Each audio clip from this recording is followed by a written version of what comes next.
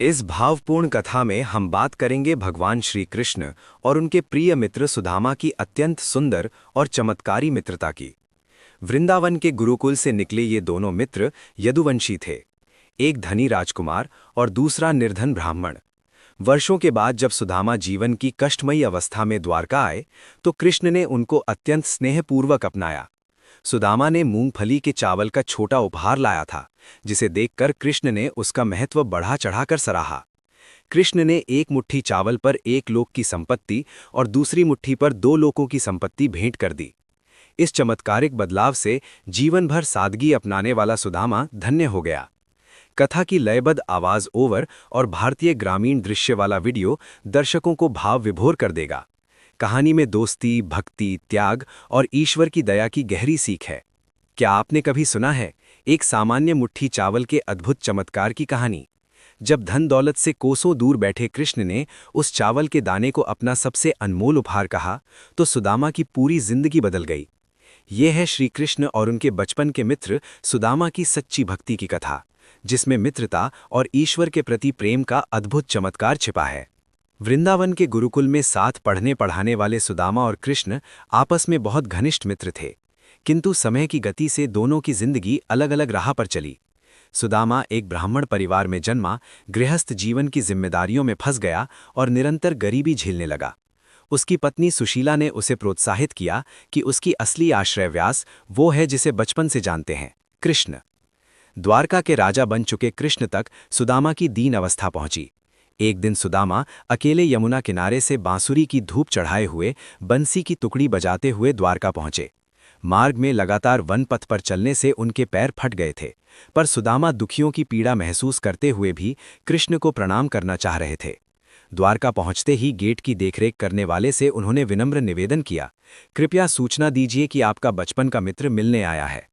कृष्ण ने जैसे ही द्वारका के गेट पर सुना कि सुदामा आया है, वे नंगे पांव दौड़े भागे बाहर आए। सभी दरबारी अचंभित रह गए जब उन्होंने देखा राजा श्री कृष्ण ने अपने मित्र को खुले हाथों से गले लगा लिया। देश काल स्थिति भेद ना करके कृष्ण ने सार्वजनिक रूप से सुदामा को स्नेहपूर्वक आलिंगन दिया, जिससे दोस्ती का नया आदर्श स्थिर हो गया। कृष्ण ने सुदामा का स्वागत फूलों की वर्षा कर किया और प्रेम से उनके चरण धोए।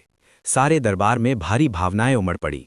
यहाँ तो राजा ने अपने पुराने मित्र के पैरों को ही धो लिया।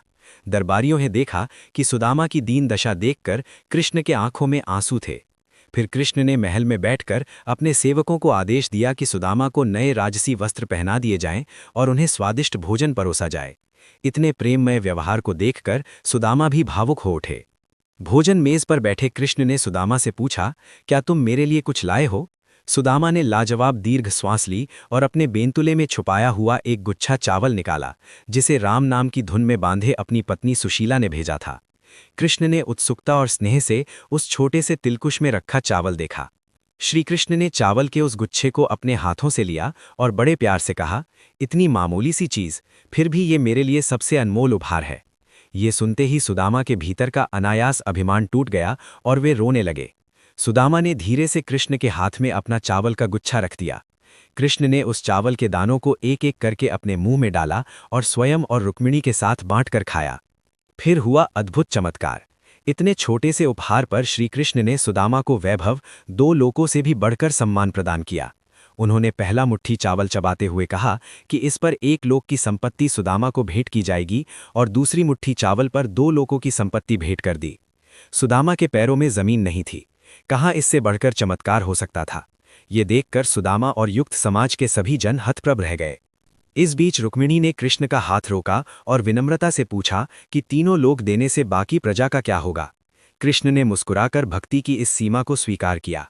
फिर श्री कृष्ण ने सुदामा को स्वर्ण आभूषण और राजसी वस्त्र भेंट कर विदा किया। इस कथा से दो प्रमुख बातें उजागर होती हैं। पहला, ईश्वर सच्चे भक्तों को कभी नहीं छोड़ते। जैसा श्रीमद् भागवत पुराण में भी बताया गया है, श्री कृष्ण स्वयं कहते हैं कि वे अपने भक्तों के भक्त हैं, अर्थात अपने भक्तों की हर मनोकामना पूरी करना उनकी प्राथमिक जिम्मेदारी है। श्री कृष्ण का सुदामा के प्रति व्यवहार यही सिद्ध करता है। उन्होंने भौतिक रूप से इतने छोटे चावल को जबरेव महत्व दिया क्योंकि उनके दिल में सच्ची भक्ति थी। भक्ति में कोई छोटा या बड़ा उपहार नहीं होता। सुदामा ने श्री कृष्ण को वो भीषण साम्राज्य नहीं दिया, बल्कि पूरी भक्ति भरा प्रेम दिया। कृष्ण ने उसी प्रेम को स्वीकार कर अपार फल दिया। जैसा कि कथाकार ने कहा, मित्रता और भक्ति की ही ऐसी गहरी भावना है जो ईश्वर में आश्चर्यजनक तेजस्विता भर देती है। इंसान को न उच्च कुल का घमंड रखना चाहिए और न गरीबी को कभी शर्मिंदगी माननी चाहिए। ईश्वर की कृपा उसके सच्चे हृदय को पहचान लेती है। भले सुदामा अपने मित्र से कुछ मांग कर नहीं गया, पर भगवान कृष्ण ने स्वयं उसे अपनी कृपा से सुखी कर दिया। इसीलिए कहते हैं, जो ईश्वर से सच्चे मन से जुड़ता है उसका कभी नुकसान नहीं होता। आखिर में श्री कृष्ण की सुदामा के प्रति ममत्व और उदारता हम सबको ये सिखाती है कि सच्ची भक्ति में कोई नाप तौल नहीं होती। एक चावल के दाने की निष्ठा में भगवान हजारों लोक दे देते हैं।